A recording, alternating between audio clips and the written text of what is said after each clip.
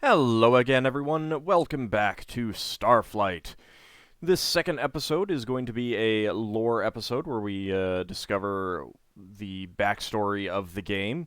There's a lot of information stored in the manual, so we'll get to that in just a moment. But before we do that, this is the map that came with the DOS version. You get a PDF of this in if you purchase the game from GOG, and we can see here that. We've got all the stars. The colors are relevant to what the types of stars they are. Um, so let's go ahead and zoom in real fast. We start here, where the arrow is pointing us to, and basically in the middle of the map. And we have a yellow star, so that's a type G, a class G star, which is middle of the road, but a little bit on the cool side. Orange are cooler. Red are the coolest, class M. The orange is class K, and we did hear they did specifically refer to that as class K, so that's what we would want to go to. Then there's white ones, which are F, green, which are A, light blue, which are B, and dark blue, which is O. So just looking at here, you can see the different colors. Now, one thing to keep in mind is that we've got all these lines here.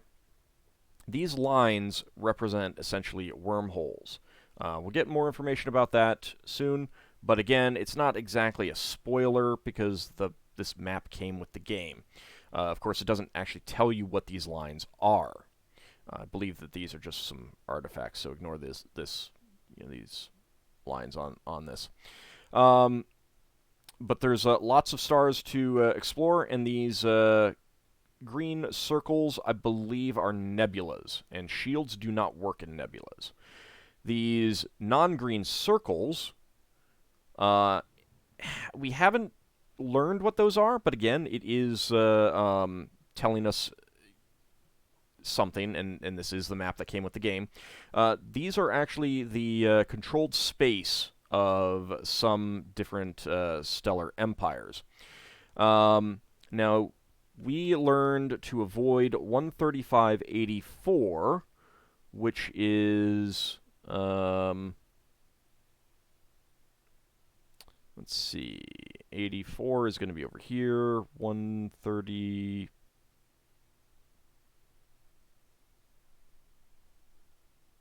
That doesn't seem to match up what I was... I mean, I guess that's up here? I thought it was telling me down here. Maybe not. Maybe it was up here. Whatever. And then the alien activity is at 175.94, which is right. Okay, maybe I was reading something wrong earlier, or I'm misremembering in the last episode. Whatever. The lost contact. But basically, the lost contact is in one of these two spaces. Whereas the alien activity, there is no circle, but it was this red star right here. Now, there is another interesting thing that you'll notice about this map. We've got lots of circles over here, nothing over here. And we've got upspin, downspin, outward, and coreward. Maybe there's something to that. But for now, let's go take a look at the Starflight manual. Again, this is the PDF that comes with the game if you purchase it from GOG. So let's go ahead and take a look. This is the cover. This is a new PDF viewer. I don't usually read PDFs on this machine, so there's some initial material just about the game itself. We're gonna skip through that. It's pretty interesting to look at, but we really want to get into the game material itself. Also, that is the staff of binary systems. This is an image of the code wheel. And let's just start reading. Starport Central, Arth Orbit Station. 4619 is the year. The day, so it's in day, month, year format, which is a terrible, terrible format. It should be in year, month, day. That's like the computer sorting method. Whatever. So, the 30th day of the 10-month of 4619. Dear Starship Commander, we are sorry you were unable to attend the Operation Starflight briefing last week. Those who attended can vouch for the enthusiasm and excitement that prevailed during the meeting. We at Insterstel feel that this is the beginning of a new era, and that you and your colleagues will be instrumental in making this mission a success.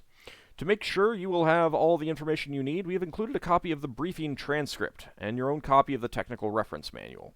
This latter document contains the information you need to operate your starship. Without it, you could find yourself in deep space with no way out. Guard it carefully. Needless to say, it is highly confidential and is, if you will excuse the old cliché, for your eyes only. Q. Sheena Easton. The briefing transcript is included for the background information it contains. It was decided to provide this information in this form rather than as a summary to give the absent members a sense of the atmosphere that prevailed during the meeting. As you know, Insterstel is in no position to outfit starships as fully as you might like. Consequently, a lot hinges on your entrepreneurial ability to generate revenues early on. You will be able to use those revenues to outfit your starship for more distant and more profitable voyages. The following are a few suggestions in that direction. Your initial allotment of 12,000 MUs is enough to allow you to buy 4 cargo pods, and to gather and train a crew. Your ship comes equipped with one Class 1 engine and 20 cubic meters of Endurium, so you won't need to do anything to your starship except name it. We suggest you train your crew with the funds you have remaining after you purchase the cargo pods. You will then be in a good position to mine the minerals found on the planets in our own solar system. Fill the cargo pods with minerals and bring them back to Starport, where you will find willing buyers. We realize that some of you may find this strictly commercial endeavor somewhat degrading, but we have found it is necessary in order to complete your primary mission. It also pads out the game. Of course, you are free to follow whatever strategy you see fit. Just be aware that Interstel cannot afford to give you a second chance should you fail in your first attempt. Starport Central, Arth Orbit Station. No matter what strategy you choose to adopt, it is wise to avoid the following, any one of which can spell disaster. Running out of fuel. Running out of energy in your terrain vehicle. Incidentally, if you do, your crew walks back to your vessel, and in that process, you take a lot of damage. Running out of money. Getting killed in combat. I mean, I guess that's bad. I don't know. I don't see it, though.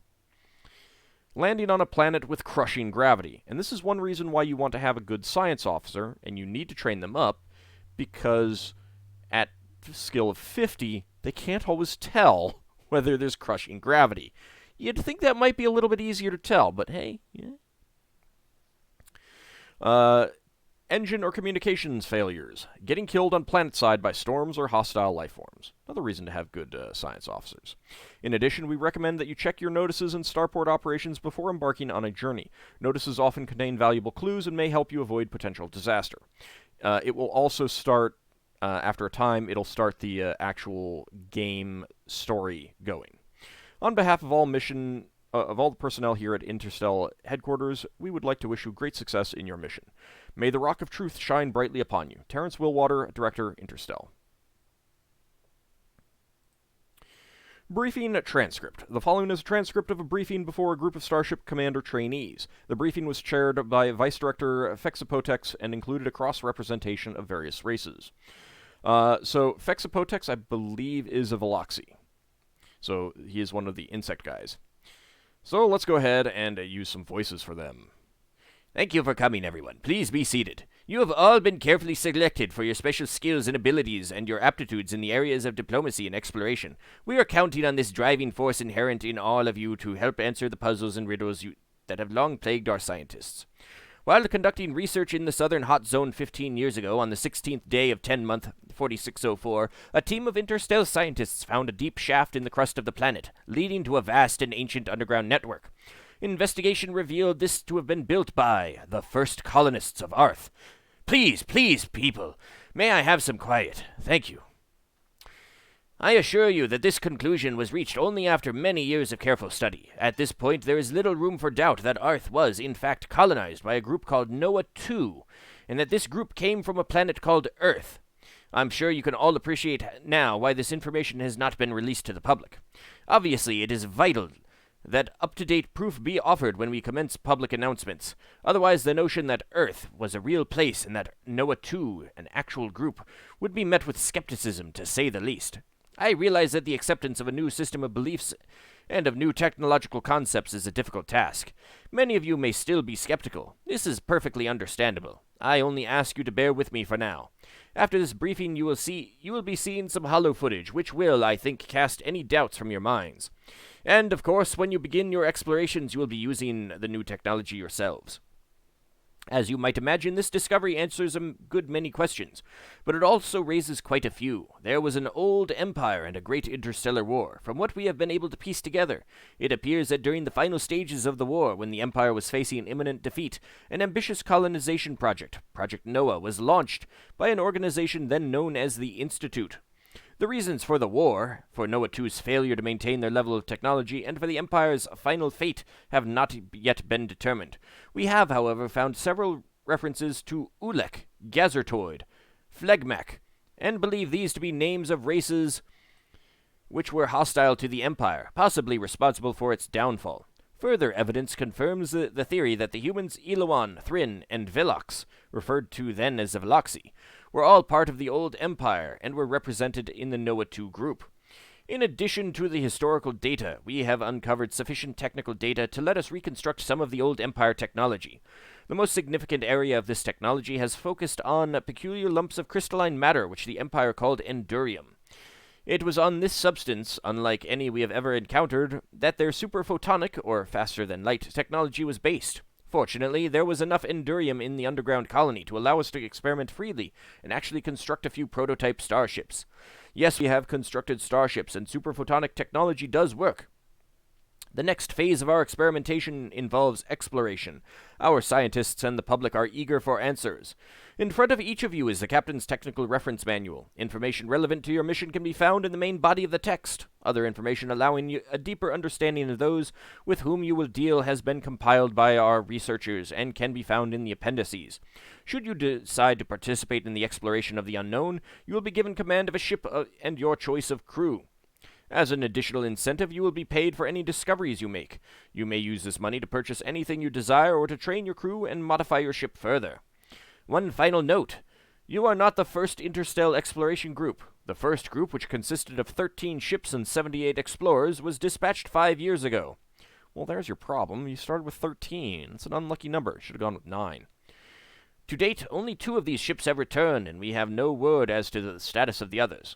Because each ship was carrying only enough fuel for a 1-year journey, we must assume that that they will not be returning. Nevertheless, in the past 5 years, we have made significant advances in starship technology, and you are a much more capable group than the first. We are confident that you will have no major difficulties in successfully completing your missions. Other than the potential for death. I would now like to open this briefing to questions. Yes, Navigator Ashar. Now, I'm not sure exactly what Ashar is. I'm guessing that is that they're going to be Eloan. Kind of wish it would say, but oh well. Vice Director Fexapotex, you mentioned that 2 ships had returned from earlier explorations. Is there anything that you might be able to tell us of their experiences that would be of interest? It so happens that one of the captains of those vessels is here among us, Captain Thirthin of the ISS Hyperion. Captain, would you mind standing up and answering this question? Certainly. It is difficult to know where to begin. Our voyage lasted for the better part of 2 years. So, obviously, this person is one of the Thrin. As it happened, we chose initially to travel in a downspin direction with a 14-forward orientation. Our first encounter with alien vessels was just forward of a G-class system at 150-64. Okay, G-class system. That is going to be a yellow one. So let's go back to the map. So 14 degrees downward, downspin, and forward. So I'm going to guess that is that one. 154. Or maybe... that's a little bit far. What do you say? 154.64. So... yeah, I mean, that should be like that one. But, like, these numbers seem off to me. Yeah, so that's probably right there. But let's go ahead and make note of this, because this is going to be something that we'll want to investigate eventually. We'll put this under my alien activity. Let's see. We were surrounded by 3 scout ships of a very peculiar design.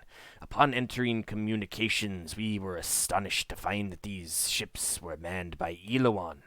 We were even more astounded to find that the Elawan have not outgrown their foolish animosity for the Thrinn, as have the Elawan here on Earth. This was evidenced by the fact that shortly after communications were established, the Elawan sent us a message to the effect that they could detect my presence and that of the other Thrinn aboard the Hyperion, whereupon they immediately terminated communications and opened fire on us. So that's good to know. So 150-64. That means that is going to be very likely Elawan space.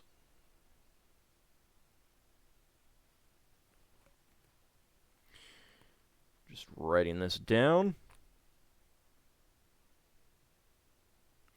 Alright, there we go. Fortunately, I had equipped the Hyperion with adequate weaponry to handle this annoyance. In fact, I consequently found it necessary to destroy quite a number of Elawan ships. Purely in self-defense, of course. Most regrettable. Please, may I have order? I am certain that Captain Therathin resorted to the use of force only when absolutely necessary. I am confident that she acted only in good faith and never fired the first shot. Is this not so, Captain? Of course, though it was necessary upon certain occasions to... There, you see? Now, please, may we have some quiet so that the captain can continue her narration? Yes, well, during the 2nd month of our explorations, we altered course and traveled in an outward and downspin direction. So, outward and downspin, that would probably put them in this sphere. Let's see. It was only a matter of weeks before we encountered our second alien race. These aliens were hardly alien, however, for this time we had encountered the Thrinn. It is a difficult thing to describe how it feels to come face to face with one's remote ancestors. To feel that one has finally come home after being lost for 1,000 years. After spending the next year and a half among my lost brothers and sisters, it was all that I could do to force myself to return here. In fact, both of our other Thrinn on my crew, this Arla and Nikilis, chose to stay behind. Question? Yes, in the back. G694337. If I may put a question to Captain Therathin, what did you do for fuel all this time, Captain? I understand you did not take along enough to last the entire 2 years. Of course, we did manage to buy a fair bit from the starport by doing some local sector mining before leaving on our current expedition. During our time in Elawan space, we managed to salvage enough endurium from the debris of the ships we destroyed in self-defense. We also salvaged a considerable amount of plutonium which the Thrinn willingly traded for fuel. Finally, with the help of the Thrinn, we managed to locate a few planets with abundant ancient ruins. These we used as refueling bases for local explorations. We have time for one more question. Okay, yes. Garin Leb. Not sure what race that one is. I'm guessing human. A question for you, Vice Director. I wonder if you could explain why it is necessary that we earn money to build our ship and crew. Surely Insterstel has the resources to provide us with the best equipment, which would optimize our chances for success. I would like to remind you that Insterstel is not a government-controlled organization, nor are we a military operation. Our resources are, in fact, limited, and we have no way of knowing which few of you will possess the necessary qualities to successfully command an interstellar starship. It is not in our best interest to waste what other resources we have on the rest of you who will, pardon the expression, wash out right away. This, therefore, is our means of determining who among you is most capable, while at the same time providing a little personal incentive to ensure that we get the most from every one of you. I wish you all the best of luck in your explorations. Thank you. So that is the mission briefing. We'll get to the game data in a moment, but going back to the map for a second. So now we have a good idea that this circle right here is Eloan space, and that this circle right here is Thrin space. So it may be a good idea to visit them and make some communications with them. But as we have also learned, the Eloans do not like the Thrin, and the Thrin do not like the Eloans. So when we do visit them, we will want to be very careful about, who we actually have in our crews. All right, so for now, let's go ahead and jump back here. So, the technical reference manual is next. We're not going to read over all of this, but we are going to take a quick look at the races. So, learning rate, number from 0 to 10, which represents the number of skill points a member of that race acquires in a single training session. Ability level of excellent starts at 50, good starts at 30, average starts at 10, and poor starts at 0. Maximum value is 250, 200, 150, and 100. And of the races, human. Humans are a bipedal, omnivorous race with a smooth skin and characteristic mat of scalp hair. They are 1.5 to 2 meters in height and are light beige to dark brown in color. Humans have an internal skeleton with 2 small narrow-set eyes which allow binocular vision. This race is particularly aggressive and tenacious. While moderately weak physically, humans are highly flexible mentally and are particularly adept at theoretical modeling and in applications of logic and inference. Finally, though there is a degree of sexual dimorphism in this race, the differences are insignificant. Durability of 6, learning rate of 9, excellent science aptitude, good at everything else. Velox. The Velox are insect-like races with 2 legs, 2 arms, and 2 intermediate appendages which can serve as either. They have a hard, red, chitinous exoskeleton, 2 large compound eyes, and 2 antennae which serve as olfactory sensors. When in an upright position, a Velox is approximately 1.5 meters in height if male and 2.5 meters if female. Velox culture is akin to hive culture, and they are not known to be particularly intelligent. They are, however, exceptionally strong and durable, and they have excellent hand-eye coordination. These traits, in conjunction with a well-developed spatial sense, make them well-suited for engineering and technical tasks. And if we look at what they are decent at, they're good at science, and yet they're not particularly intelligent, which seems kind of weird. Excellent at navigation and engineering, but poor communication and medicine. They're not like the Zixchil. The Thrin. The Thrin are a bipedal, carnivorous reptilian race. Although graceful with long necks and tails, they are very muscular and covered with tough protective scales. They range in color from green to gray and are approximately 1.5 meters in height. Like humans, they have an internal skeleton and 2 forward-set eyes. The Thrin are cultured and diplomatic, but are said to be devious and cunning. For no apparent reason, they harbor an ancient animosity for the Eloan. The plant people, in turn, have little love for the Thrin. See note below. The Thrin have a fair overall learning rate and a fair constitution. They excel in situations involving protocol and diplomacy. So they're excellent communications, but poor medicine and good at engineering, navigation, and science. The Eloan are a bipedal photosynthetic race, 1 to 2 meters in height. They are willowy and delicate with numerous prehensile vines.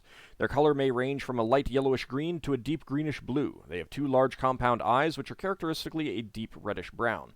They are highly empathetic and are particularly creative thinkers.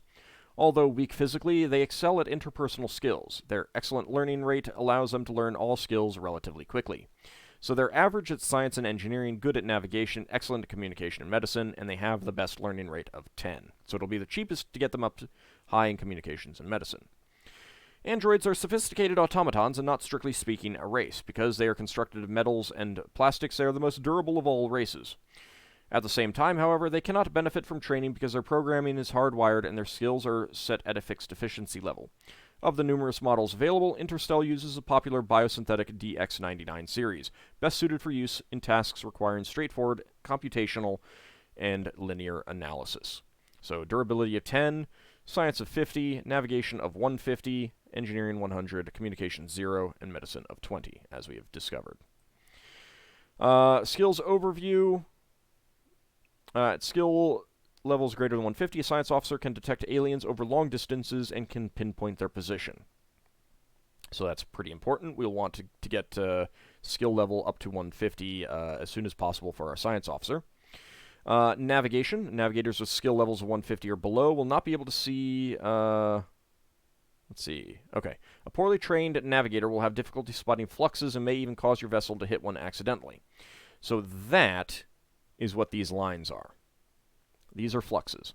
If you don't have a skilled crew member, it is definitely a case where you can just bump into them and then you literally will have no idea where you are. Let's see. So, yeah, in addition, a skilled navigator with a skill level greater than 150 can determine the presence of continuum fluxes in space.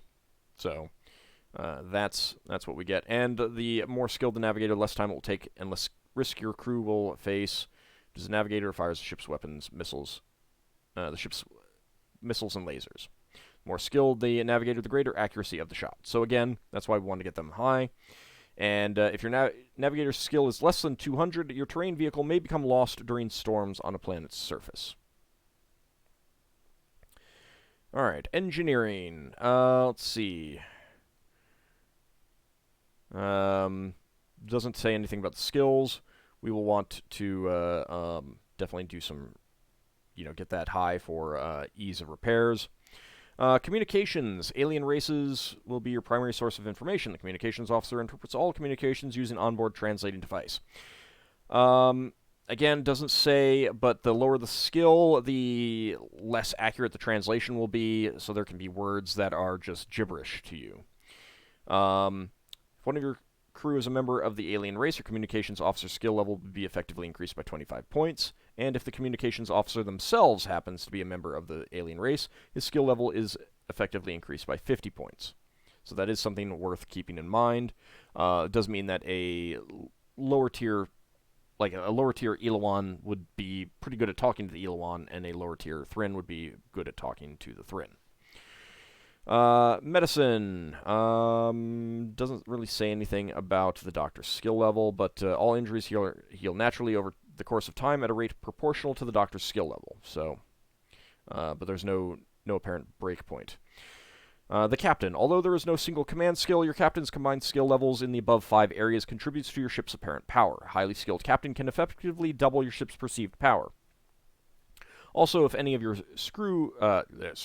if any of your crew should be killed, the next most capable crew member will take over the dead crew member's functions. Training your captain can therefore provide backup skills, which is a good point. So, with like a communications officer, there isn't a big need to train them up in anything other than communications, whereas for your captain, you want to train them up in everything. And we get an overview of the starport. Gonna basically skip all of this stuff. This is just the gameplay material.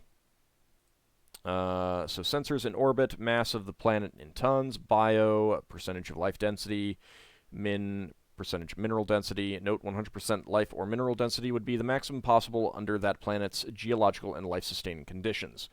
So it just means that, like if you get to a planet that is capable of sustaining life but has 0, that means that it has no life whatsoever, but it is capable of sustaining it.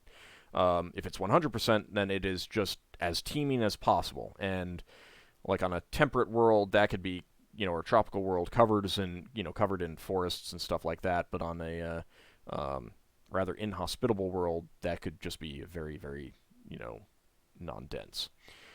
Atmosphere lists the main components of a planet's atmosphere in decreasing order. Hydrosphere, major components of the planet's liquid surface area. Lithosphere, major minerals to be found on the planet's land surface area. Very important when you want to do some mining. Similar stuff for alien encounters. Mass of an alien ship displays a percentage of undamaged life forms on board the alien vessel. If 50% of the life forms are dead, the display will read 50. Energy, undamaged percentage of alien ship. So we'll get a lot of this stuff in the game itself. Go ahead and skip most of this. Planetary conditions. Recommending a planet for colonization requires assessment of a number of variables. Remember that if you recommend a planet as habitable and it turns out to be otherwise, you can incur heavy penalties. The following is a set of guidelines to help you make the right recommendations. Temperature. Some portion of the planet must fall within an acceptable temperature range. The following table shows the range of temperatures: subarctic, arctic, temperate, tropical, serene, and inferno. Parts of a planet must fall within the highlighted range to be suitable for colonization, so they must have some temperate or some tropical zones. Gravity. The gravity of a planet must not be crushing, and it is preferable if it is lighter than very heavy. Gravity must be below 2.0 Gs for a planet to be suitable for colonization. 0.7 to 1.3 is optimal. Atmosphere. The planet must have an atmosphere, and the atmosphere must contain oxygen. Water. There must be at least minimal amount of free water.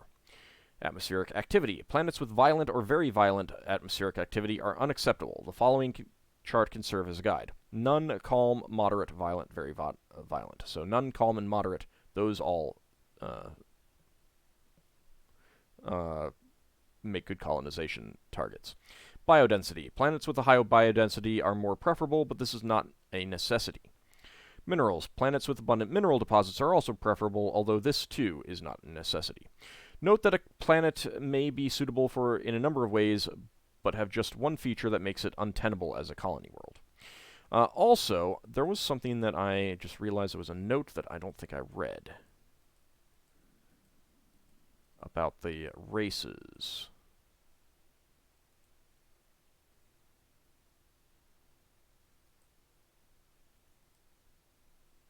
Okay, whoops. Yeah, I missed this note. Note, because of the ancient enmity between the Eloan and the Thryn, it is not advisable to include a member of each race on your crew. Although the individual members of these two races would undoubtedly deal with each other civilly on board your ship, you would be unable to communicate with either race in a space encounter. This is because of the presence of a member of one race precludes any useful communication with the other race. So we will need to keep that in mind, and that is why both Thryn and Eloan are excellent at communication. So you choose which one you want. Also, when it comes to talking, we've got friendly, hostile, and obsequious. You can do statements, questions, posture, terminate. And depending on what we're facing, we may want to do obsequious. Some may respond better to hostile. Others may respond better to friendly, for example. Now we get to the appendices. Spectral chart. So red, orange, yellow, white, green, light blue, and dark blue. These are the star charts.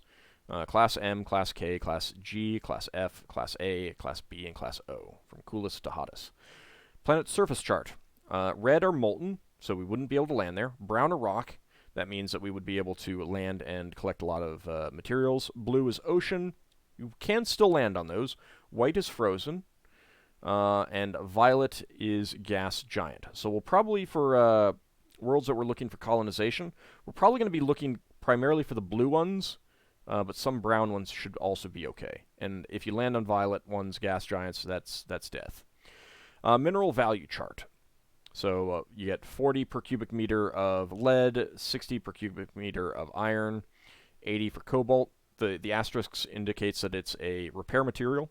100 for nickel, 120 for copper, 140 for zinc, 160 for molybdenum, and that is also repair material, 180 for tin, 200 for magnesium, 220 for aluminum, also a repair material, titanium, also repair material, 240, chromium, 260, antimony, 280, promethium, repair material, 300, mercury, 320, tungsten, 340, silver, 360, gold 380, platinum 400, plutonium 420, rhodium 440, and endurium 1000. But we will probably not want to actually sell any of that we find. Lifeform value criteria chart. Use the following 5 criteria for judging the value of a lifeform. New species. It must be a species not previously captured or recorded. Intelligence. The more intelligent it is, the more valuable. Niche. The higher its position on the food chain, the more valuable it is. Size. The bigger it is, the more valuable. Distance. The further away from Earth, the greater the lifeform's value. Note that you cannot capture flying or floating aliens.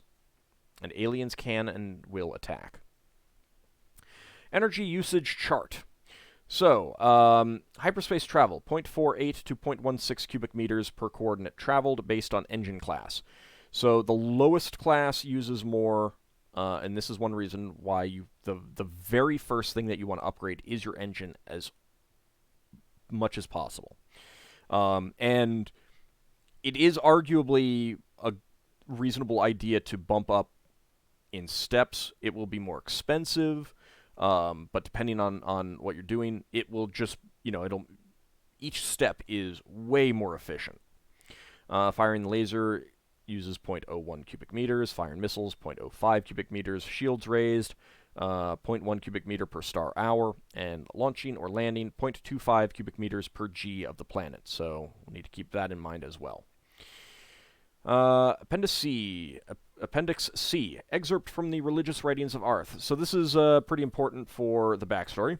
The Book of Endurium. Chapter 1, The Years of Darkness and Chaos, verses 1 to 6. In the beginning there was darkness, or there was light. No, there was darkness. Anyway, then man came on the scene, and verily did he create a great spacefaring empire, and unto him... I'm almost positive there was darkness in the beginning. Well, so anyhow, man spreadeth wide, and extended himself amongst the heavenly bodies of the universe, and it was good. Really, in fact, it was great. And thereby, and thusly did he findeth the other races, and unto his empire did he take them, and yea, did he accepteth them almost as equals. And for a time there was rejoicing, and forsooth all was hunky-dory. Then upon mankind was laid the greatest catastrophes, and he was bummed. The lands trembled, and the skies burned, and yea, destruction was brought upon the empire of man. And in the fall of this righteous and glorious empire did the other races seize upon the opportunity to express their disapproval of mankind's ways, and verily did they slaughter billions of his number, and following this were the dark years of chaos. Woe and yea and woe were these years not dark, and were they not also chaotic? Verily were they chaotic and dark. In these years there was darkness and chaos, and the chaos of darkness. Both the darkness and the chaos were like unto no darkness or chaos, as had been seen before. And from this dark chaos, which was both chaotic and dark, were born the colonial worlds of Noah, which were like unto children of the empire. And among these worlds which were like unto siblings was Arth, and its moons were like unto children of Arth, and which were like unto grandchildren of the empire, and first cousins of other colonial worlds. Chapter 2, The Prophecy, verses 1 to 4. And yea, shall Arth be plunged into dark years of chaos. I say unto thee, yea, yea. Shall these years be dark and chaotic, like unto the other dark years of chaos? Woe, shall they be even more dark and more chaotic. Verily shall they be so dark and so chaotic, it cannot even be imagined how dark and chaotic they shall be. Long and long shall these years of darkness and chaos be. And then from the dark years shall there arise a new Arth and a new council, and lo, they shall be new. And then within the bowels of Arth shall there once again be movement. Yea, and proudly shall man once again walk the corridors of the children of Noah. And within these corridors shall he once again findeth the rock of the ancients, which was first found by man within the ruins of the ancients, wherein they did dwell and live and generally hang out long and long ago. Praise be to the ancients who were like unto nothing in particular, and who did walketh amongst the stars, even before mankind was a twinkle in the cosmic eye of reality. Hail Endurium, O holiest of rock-like high-yield energy materials, O beauteous shining rock of truth. Praise be to that holy legacy of the ancients, for in it shall mankind once again findeth his destiny among the stars. So it is written. Appendix D, excerpts from the captain's log, Noah 2 expedition. 1100 hours, 3:22:34:54. We are exactly 9 hours away from Earth, and the crew is completely exhausted. It has been 4 hours since we were attacked by the Gazertoid ships, and I am going to yellow alert so that some of the crew can get some rest. While the ship has sustained major damage, all systems are operational, and there are miraculously no casualties. I am afraid that in my optimism I have made a grave error in judgment and endangered the lives of all aboard. In selecting our course, I was fully aware of the fact that our primary jump link would leave us just outward of the Staff constellation. Lately, there has been a good deal of Gazertoid activity in that area. Since the link was only about 8 sectors from the Sol system, however, and since there existed a secondary link which would deposit us in the immediate vicinity of Arth in a matter of hours, I foolishly decided to risk an encounter rather than spend weeks in hyperspace. The moment we dropped out of the flux, we were under attack. Our missiles had little or no effect on the Gazertoid ships. Keep that in mind. Apparently they have devised some new form of shield against missile attacks. Fortunately, we accidentally hit another flux just upspin and coreward of the first one. Our navigator has just located our position, and we are at 189.90. That puts us quite a long way from our destination, but we are alive. With luck and no more surprises, we should reach Arth in approximately 2 days. Captain out. Okay, so, we have a new coordinate. 189.90. 190, my bad. And that looks like that's the ending result of a flux destination. And from there, they found Arth.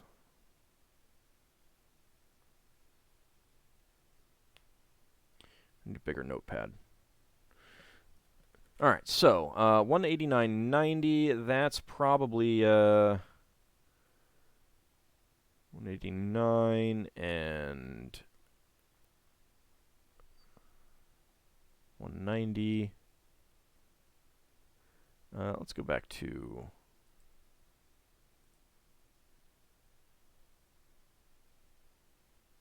Okay, this line and 190. Okay. So it looks like the flux came out right there. This is the flux that it's talking about. And it started there, which means that this might be the flux that they were on. So it could be that Sol is down here somewhere. On the other hand, they then wanted to get to Arth, which is down here, and I don't know if it would have taken 2 days to get through there.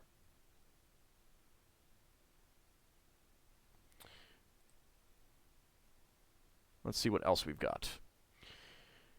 Let's see. So, also, just outward of the Staff constellation, is there something that kind of looks like a staff?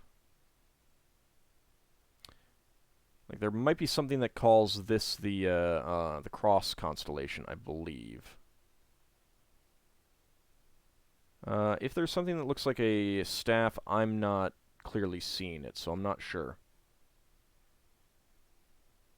Just outward of the... Oh, actually, you know what? That might be it. Yeah, just outward of the Staff constellation. So, yeah, this could be it.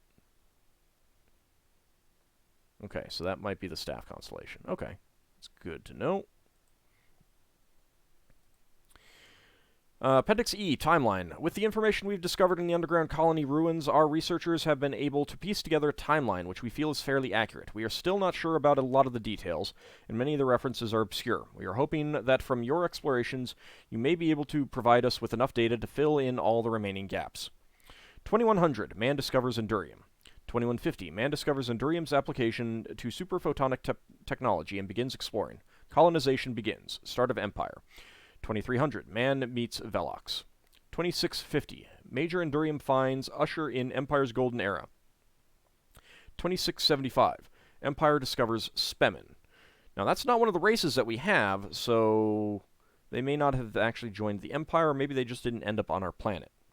2770, Empire discovers Thrin and Eloan. 3000, start of first wave. 3120, Velox Pact of 3120. 3260, first wave ends. No idea what this wave is, but maybe we'll find out eventually. 3400, start of second wave. 3450, Project Noah is initiated. 3454, launch of Noah 2 expedition. 3480, fall of Earth. 3505, bomb hits Arth, creates southern hot zone, and forces underground colonists above ground. 3520, Arth society collapses and the dark years begin. 4400, Arth's new era begins with the new council and the Industrial Revolution. 4500, rediscovery of spaceflight, sublight speed. 5494, a discovery of Noah 2 colony and Endurium. 4615, first group set out in superphotonic ships. 4620, present day. So that's what we got going on in the backstory of the game. And that's where we'll pick it up in the next episode after I do some mining and, not make that mistake of purchasing the thing that I do want to purchase, but and then reselling it for less money. But we'll come back after having done some mining, and then start exploring some of the other nearby systems. We did hear about some ruins on another planet in the K-class neighboring star system, so we will be visiting that in the next episode. See you then, everyone.